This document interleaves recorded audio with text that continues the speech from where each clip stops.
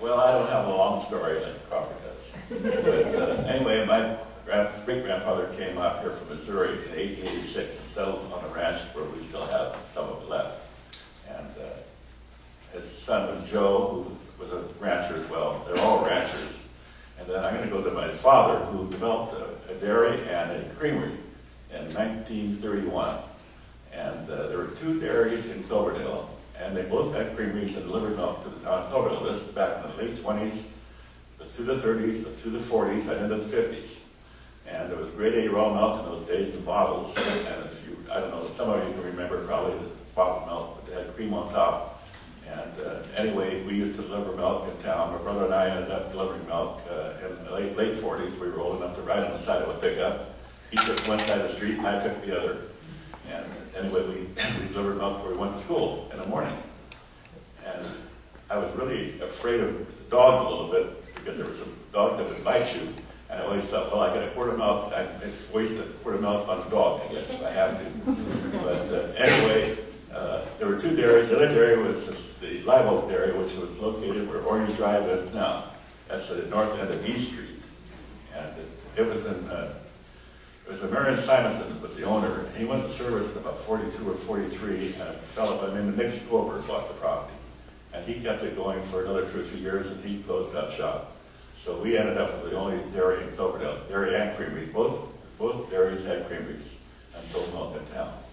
And so I guess that's probably about the end of the story as far as my folks are concerned.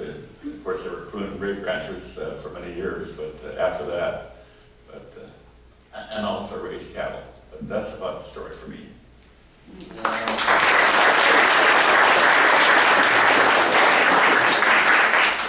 Before I say anything, I can remember Vern when he was 13, 14 years old, delivering milk on my porch. And a quart of milk, and the top was that much cream. It was wonderful. And you worked hard, and now look at you now, see? All the work, and you're still a good man. Okay, my grandparents arrived here in the year 1892, and they homesteaded the ranch My grandparents did too. Yours did too? They homesteaded the ranch 5 miles north of Cloverdale. It's now been subdivided up there in, well, there used to be an old watering trough to the left-hand side and a Shell service station across the street on 5 miles north of Cloverdale on Highway 128. The old Shell service station, the guy pumped the gas, you see the big glass tank, and then it had 10 gallons and it go down. Of course, gas is 12 cents a gallon, so it was pretty bad. In the event, they homesteaded that, and they came here from Signal Ridge, which is out Fish Rock Road. You know where Fish Rock Road is? And the two brothers from Italy. And my grandfather was there for, I don't know how long. You know how long was there, Dennis? Yeah. Anyway, they decided to come to Cloverdale and homestead the ranch. As far as my part's concerned, I was born in Cloverdale. I was not a Cloverdale. My mother and father were not Cloverdale residents at the time.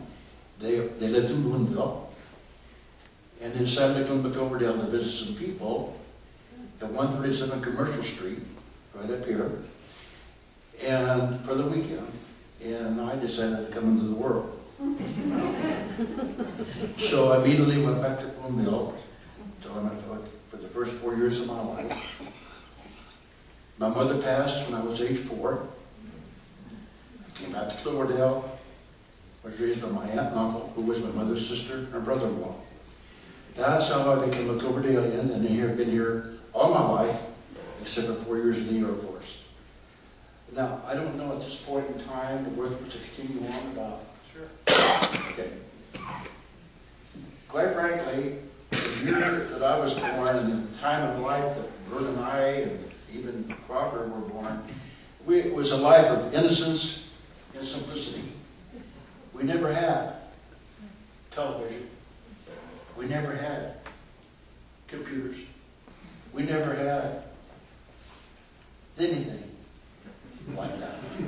All we had was ourselves and our buddies and our friends. And we made our own fun. Is that right, Frank? That's right. I have to look at one thing here. I'm going to note.